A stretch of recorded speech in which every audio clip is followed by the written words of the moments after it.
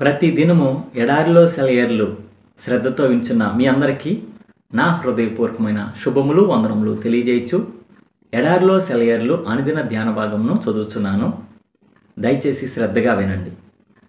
మార్చి నెల 8వ తారీఖు కొరకై ఏర్పాటు చేయబడిన ఎడారిలో సెలయేర్లు అనుదిన ధ్యాన భాగమును చదువుచున్నాను. వాక్య భాగము: నీ పేరు ఎన్నటికీ ఘనపరచబడినట్లు నీవు సెలవిచ్చిన మాట నిశ్చయంగా స్థిరపరచబడును గాక.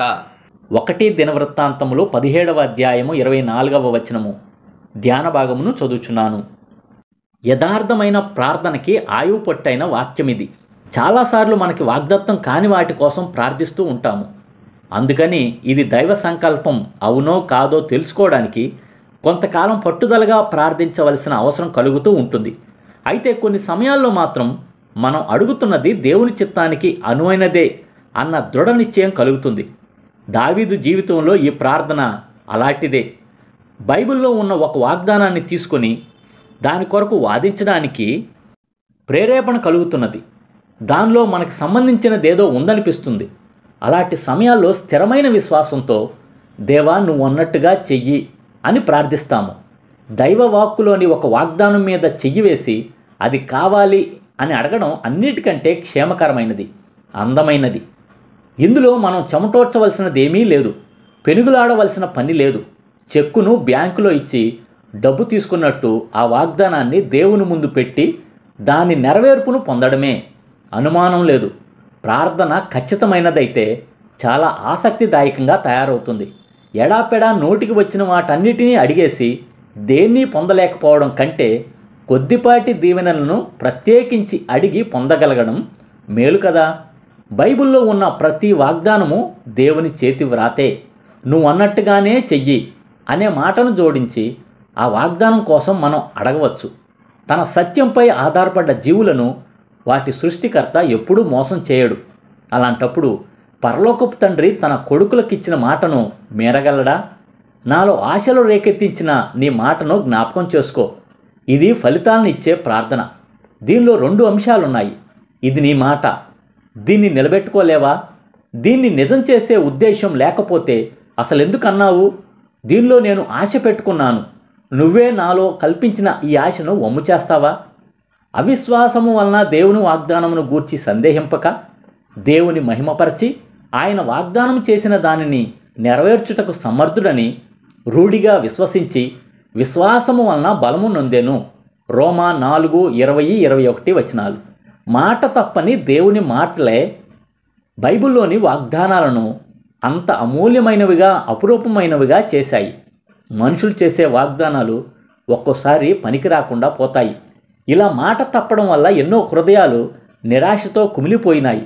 అయితే ప్రపంచం పుట్టినప్పటి నుంచి దేవుడు తనని నమ్మే వాళ్ళకి చేసిన వాగ్దానాల్లో ఒక్కటి కూడా తప్పిపోలేదు. దీన క్రైస్తవుడు వాగ్దానపు గుమ్మం దగ్గర చలిలో శ్రమల చీకట్లో నిలబడి ఆ తలుపు గడియ తీయడానికి సందేహించడం అనేది ఎంత విచారకరం. అతను నిస్సంకోచంగా ఆ తలుపు నెట్టుకొని లోపలికి వచ్చి తండ్రి ఇంట్లో ఆశ్రయం పొందాలి. ప్రతి వాగ్దానానికి 3 స్తంభాలు ఆధారంగా ఉన్నాయి. దేవుని న్యాయం, ఆయన పరిశుద్ధత ఆయన్ని మాట తప్పనీయకుండా చేస్తాయి. ఆయన కృప, వాత్సల్యం ఆ వాగ్దానాలను ఆయన మర్చిపోకుండా చేస్తాయి. ఆయన నిజాయితీ ఆ వాగ్దానాన్ని మార్చేయకుండా ఆచరణలో పెట్టేలా చేస్తుంది.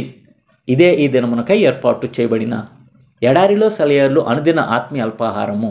సమస్త జ్ఞానమునకు మించిన దేవుని కృపా సమాధానము ప్రభువైన యేసుక్రీస్తు వలన మీ హృదయములకు, మీ తలంపులకు కావలి ఉండును గాక. ఆమేన్. ప్రార్థన. పరిశుద్ధుడా, ప్రేమ కలిగిన తండ్రి, జీవం కలిగిన దేవా, జీవాధిపతి, నీ మాట ఎప్పటికీ స్థిరమైనదేనయ్యా. నువ్వు మాట ఇచ్చావంటే ఖచ్చితంగా నెరవేర్చే గొప్ప దేవుడు అయ్యా.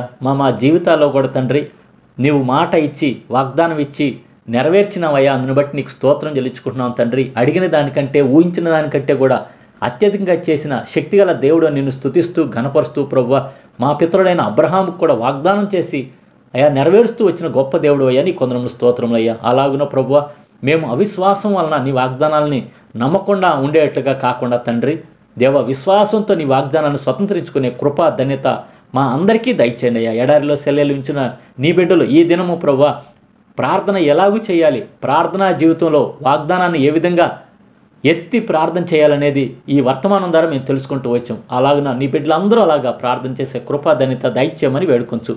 ఈ దిన దీవెనలతో ఆశీర్వాదాలతో ప్రతి ఒక్కళ్ళు నింపని వేడుకొంచున్నాం తండ్రి. ఈ దినమున ప్రభువా మా యొక్క దేశంలో, మా రాష్ట్రంలో, మా జిల్లాలో, మా గ్రామంలో ఉన్న క్రైస్తవ శాఖలన్నిటి గురించి ప్రార్థన చేస్తున్నాం తండ్రి. అయా, అనేక శాఖల ద్వారా నీ యొక్క పరిచర్యలు జరుగుతూ ఉంటుండగా ఆ శాఖల్లో ఉన్న ప్రతి ఒక్క నాయకుడిని, పరిశుద్ధిని దీవించమని వేడుకొంచున్నాం తండ్రి.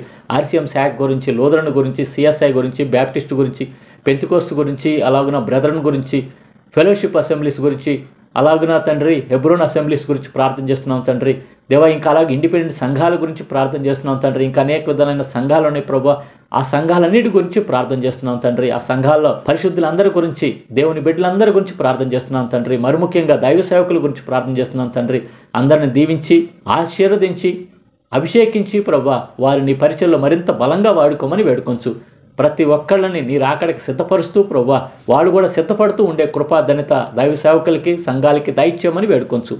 నజరేయుడైన యేసు నామములో ప్రార్థించి వినయంగా వేడుకొంచున్నాం తండ్రి. ఆమేన్. మన తండ్రి అయిన దేవుని యొక్క ప్రేమ, ప్రభువైన యేసుక్రీస్తు వారి కృప, పరిశుద్ధాత్మ యొక్క అన్యోన్య సహవాసం సదా మీ అందరికీ తోడై ఉండును గాక. Amen. Praise the Lord. Shalom.